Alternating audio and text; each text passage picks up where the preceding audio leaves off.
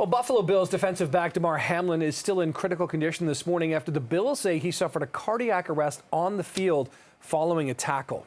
And this is the aftermath. You can see his shaken teammates praying for the 24-year-old.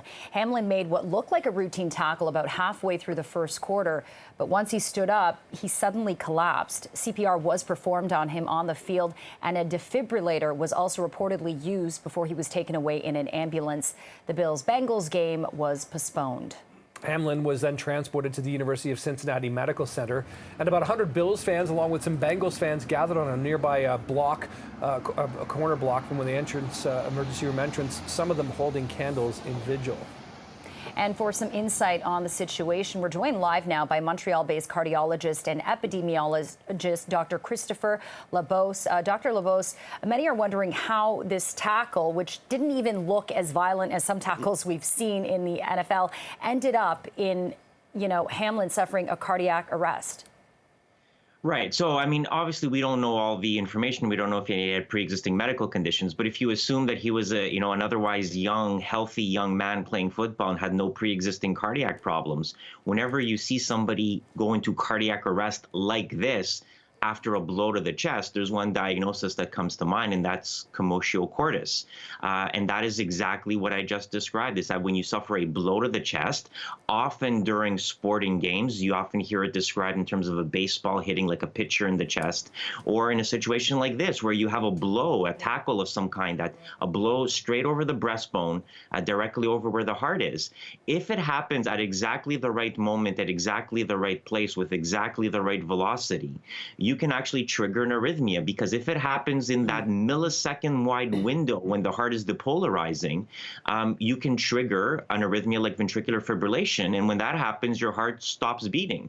And when your heart stops beating, you stop pushing blood to your essential organs, especially your brain, and you no longer have a pulse. So when that happens, a human being collapses. They go into cardiac arrest. And the quicker you can restore normal rhythm with a defibrillator, as the paramedics did there, the quicker you resolve the situation. But it's essentially that. It is an arrhythmia that is caused by a blow directly over the heart at exactly the right moment in time, which leads to the outcome that we observed on the field. So, Dr. Labose, I'm sure, this sounds fairly rare to most of us. You can probably address that in this next answer. But I'm also curious then about the prognosis for a 24-year-old professional athlete whose body is likely as finely tuned as almost anybody on the face of this earth. What, I know you haven't, checked in on him or anything like that and aren't part of this, but what in your expertise and experience would you expect in a situation like this?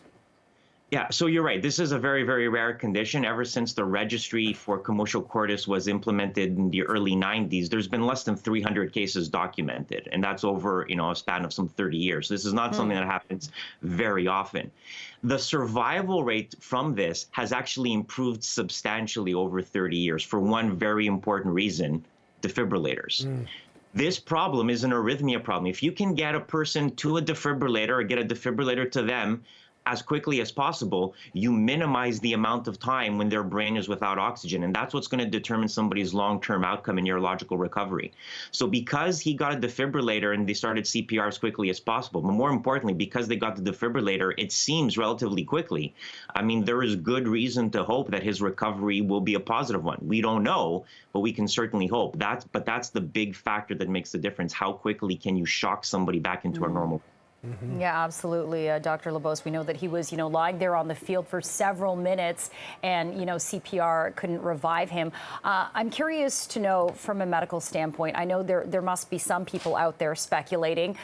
Did this have anything to do with, COVID-19 vaccine, specifically Moderna, which shows that young men, if taking the vaccine, are at a higher risk of having heart problems? Do you see any connection? Is it too early to speculate? What's your take?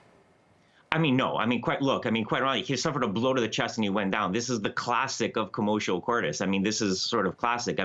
How would you attribute this to a vaccine? And I don't know when his last vaccine dose was, but if let's say you got a vaccine dose several months ago, Why would it affect him now? Why wouldn't you attribute it to the blow that he got seconds before he went down? I mean, we have to be a little bit logical about these types of things. I mean, commotio cordis happens. Sudden cardiac death in athletes happens. I mean, we don't need to attribute this to the vaccine or to COVID in any way. It is a thing that happens. In basketball athletes, we often see it in the context of hypertrophic cardiomyopathy, but that's a genetic condition where the heart is enlarged. I mean, in this case, I think, I mean, we've all seen the tape. We've seen that he had that blow to the chest from the tackle. I think it's pretty clear that we can attribute his cardiac arrest to this. We'll see. Maybe new information will come out. But for now, I mean, we have to go with the most logical explanation.